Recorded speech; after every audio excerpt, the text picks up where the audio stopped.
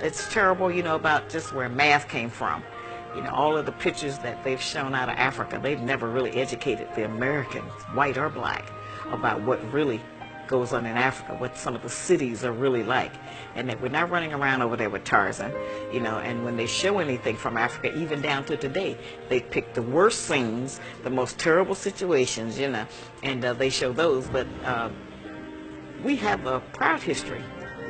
But of course, what we did in Egypt 5,000 years ago, or what we did in China 35,000 years ago, is of no benefit if we don't understand what to do today and how that would help us to survive. We discovered the clock. We did discover the wheel. Black man has never been a caveman. You've never been in a cave. There's no history of it. You've ever been in a cave. We discovered mathematics and the alphabet and writing and all of those great things that they have built a foundation on, that they came and got and took back to other countries. We don't know what Africa would be like without the white influence.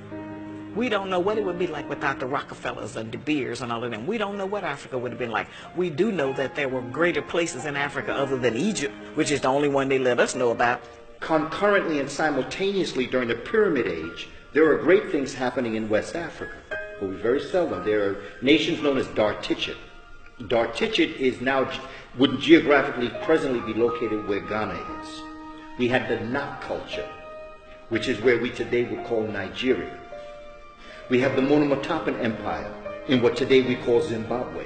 There are over 300 stone structures in southern Africa. And then you have that great structure in the great Zimbabwe that shows a direct relationship to the Grand Lodge of Luxor in Egypt. You have Puanit, which is in today's Somalia, Ethiopia. You have the Kush empires that are simultaneously happening. When Hatshepsut, the great Pharaoh king, although she was a woman, she was a Pharaoh king, sitting on the throne of Kemet, her cousin sits on the throne of Puanit, or what we call Somalia. There are great things happening historically across the African continent. You have the kingdoms of Kuba and Luba in Central Africa. Mansa Musa was the king of Mali in the 1300s, very wealthy brother. During the dark age of Europe was going through a dark age, Africa was thriving. It was the gold capital. Mansa Musa was considered the wealthiest man on the planet at the time. Mansa Musa had a very well-known pilgrimage to Mecca, where he went to Egypt and went to Mecca and went through Egypt, and he gave out so much gold it threw off the Egyptian economy. In today's terms, Mansa Musa gave away what would be the equivalent of $100 million in gold. The African was the first race to circumnavigate the entire globe. All over Africa, all over the world, the peoples of color that they call Africans, Alkebulanans, we were all over the world. So to say that in Ghana they had the Ashanti, they had, I mean, all over we had powerful dynasties, so innumerable we couldn't even name them, because remember, we had hundreds of thousands of years, and that's the secret. They cut us off at 6,000 because anything beyond that they could say is mystery, they could say is myth. So when you control the information, which is essentially what they've learned to do under the Vatican, they have about 6 to 8 miles of storage space that have all of our artifacts, and the Virgin Mother being black, all of the faces. We have to take apart the layers that are actually constructed in the lie. They're layered. For instance, you have a discipline in academia called Egyptology. Now, what is Egyptology? They say, well, it's the study of Egypt. Well, no, it's not the study of Egypt. Egyptology was created by the Vatican in order to make sure that there was a screening mechanism in place to explain away the truth that was being excavated every year, that kept giving them proof of who the ancient Kemites were. So Egyptology and Egyptologists are essentially agents of this information.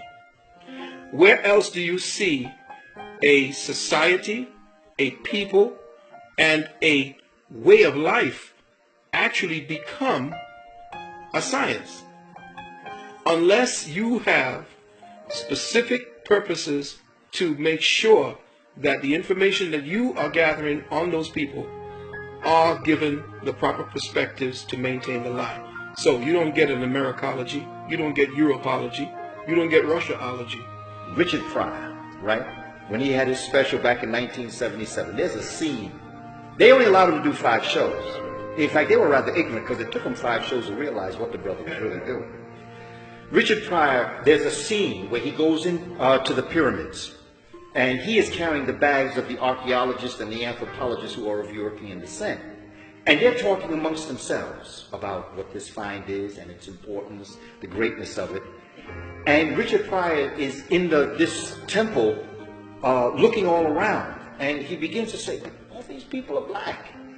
He said, look at that guy over there, that guy look like my uncle. And he's just, you know, I mean, it's humorous, but what Richard Pryor is actually talking about is that, you know, these are black people in these pyramids, and these are the people that built these pyramids. He's saying, wait a minute, these people... And then all of a sudden, the camera begins to show the anthropologists of European descent, and they start to nudge each other because they realize, hey, you know, the guy carrying the bags is looking around and he's learning some things in here. So very quietly, you see them backing out of the pyramid, right? And Richard Pryor is still there talking about how great the pyramid is, and then all of a sudden, they show you the door close, and all of a sudden the scene goes black. Which means that was the blackout on the information for black folk to understand their history. This is what Richard Pryor was dropping on us in 1977. This is what actually has happened. Richard was telling us, this is what has happened to us. Because as you become conscious, and brother becomes conscious, and as a community we become conscious, the Europeans who know this are beginning to realize. So they're trying to shut the door on us.